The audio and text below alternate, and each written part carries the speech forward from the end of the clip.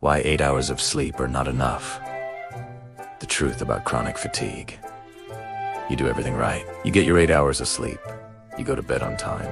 And you've got your sleep hygiene down to a science. So why do you wake up feeling like you haven't slept at all? Why is your body heavy, your mind in a fog, and your energy tank on empty? If you're fighting a level of exhaustion that no amount of rest can touch, I want you to know, it's not in your head. It's not just being tired. It's often a sign of something much deeper, a debilitating illness that a good night's sleep can't fix. Today, we're going to talk about the real reason why 8 hours might not be enough, and what you can actually do about it. This isn't your average tiredness. Let's be perfectly clear. What you might be feeling is not the same as pulling an all-nighter, or the sleepiness that comes with being a new parent. That kind of tiredness, while tough, follows a simple formula. You exert yourself, you get tired, and then you rest to recover.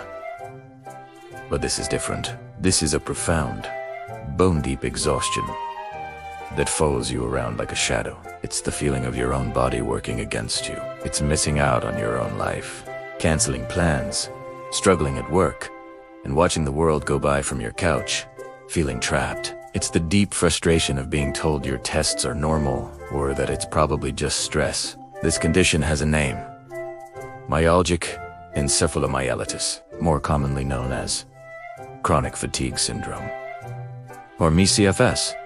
It's a serious, long-term neuroimmune disease that impacts millions of people. And its single most defining feature is that the deep fatigue it causes is not improved by rest. So, even if you're getting 8, 9, or 10 hours of sleep, you're not actually recharging. You're waking up with a battery that's still at zero. The problem isn't your sleep schedule. It's what's happening inside your body that's preventing rest from working. Why your body isn't recharging.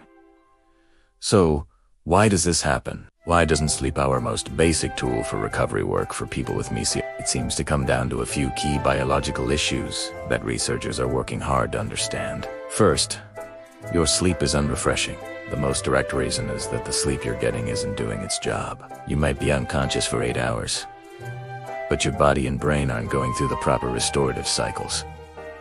Think of sleep as a highly organized cleaning crew for your body. In healthy sleep, this crew works through different stages, like deep sleep for physical repairs and REM sleep for organizing your thoughts. In ME/CFS, this whole process can be thrown into chaos. Many people report having very light sleep, waking up constantly, or having intense, vivid dreams all night. These are signs that they aren't spending enough time in those deep, restorative stages. Research points to disruptions in the body's internal clock and key hormones, leaving you feeling drained from the moment you open your eyes. So, you can spend all night in bed, but if the repair crew never really gets to work, you wake up just as exhausted. Second, a system-wide energy crisis. Now let's go a little deeper. Imagine your body is a city, and inside every single cell are tiny power plants called mitochondria. Their job is to create the energy that powers everything you do. In ME/CFS, a growing body of research suggests these power plants are struggling. One major area of investigation points toward what's called mitochondrial dysfunction, where your cells have a hard time producing energy. This isn't just a feeling of being tired. It's a measurable problem at the cellular level. This energy shortage is connected to other issues. Scientists are investigating signs of low-grade node inflammation in the brain and nervous system, as well as evidence of where the immune system seems to be stuck in a state of high alert, constantly draining your resources. So, when you try to sleep, your body isn't just resting. It's trying to deal with a storm of internal problems. 8 hours just isn't enough to fight that battle and wake up refreshed. The cruel payback of post-exertional malaise. This next part is maybe the most important thing to understand about this illness, and it's the hallmark symptom of ME/CFS, post-exertional malaise, or PEM. PEM is a severe worsening of all your symptoms after even a small amount of physical, mental, or emotional effort. This isn't just feeling tired after a walk. It's a debilitating crash that can hit 12 to 48 hours after the activity and last 4 days, weeks, or even longer. Think of it like an energy budget. A healthy person might start the day with $100 of energy. They can spend it, and after a night's sleep, they're back to $100. A person with me CFS might wake up with only $10. But here's the cruel trick of PEM. If they spend $11, they don't just go into debt by $1. They get hit with a crippling fine of $50. The next day, they wake up with a negative balance, and the fatigue, brain fog, and pain are exponentially worse. The activities that can trigger PEM can be shockingly small. Taking a shower, having a 15-minute phone call, reading a book, or even just the stress of a difficult conversation. This is why pushing through it is the absolute worst advice for someone with me CFS. The problem isn't a lack of rest. It's that any exertion can actively make the disease worse, canceling out any benefit you might get from sleep. If any of this is sounding horribly familiar if you're watching this. And finally, feeling understood after years of being dismissed? Let me know in the comments. You are not alone in this, and if you want to keep learning about this condition, make sure you subscribe. Stories from the unrested, you are not alone. The isolation of this illness can make you feel like you're the only one going through it, but millions of people have stories just like yours. Consider Charlotte, who went from planning to backpack around the world to struggling to walk up a flight of stairs after a simple kidney infection. She slept all the time but was told by a doctor to stop napping. Or think of Adira, a mother who has to spend nearly all of her time in bed because of the incredible fatigue, vertigo, and pain. Her son, Neil, also has me CFS and talks about the depression that can come with it, saying, "You never know what is next. I could walk for 15 minutes, and then the 16th minute could put me down." These stories aren't here to scare you. They are here to validate you.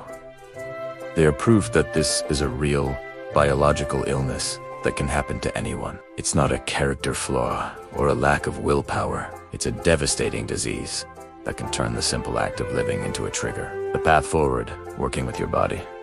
So, if sleep isn't the answer and pushing through makes you worse, what can you do? While there's no cure for me CFS right now, there is hope in how you manage it. The way forward isn't about fighting your body, but about learning to listen to it with radical respect. The most critical management strategy is called pacing. Pacing is the exact opposite of that push-crash cycle we talked about. It's about learning to identify your very limited energy budget and making a conscious effort to stay within it every single day, even on the days you feel a little better. This might mean using a shower stool to save energy, or breaking down simple tasks into tiny steps with long rests in between.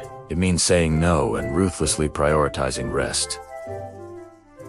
To stop triggering PEM pacing isn't about being lazy. It's a strategic retreat to stop the downward spiral and create a stable baseline where your body has a chance to heal. Working with a doctor who truly understands me CFS is also a gift. They can help you manage specific symptoms like pain or dizziness. Many people also find relief with therapies that help calm the nervous system. The key is a complete shift in mindset. You can't force your way out of this illness. You have to learn to work with your body, not against it. So, the truth is, 8 hours of sleep isn't enough because you're not just tired. If this is what you're experiencing, you could be living with me CFS, a complex disease where sleep doesn't refresh you.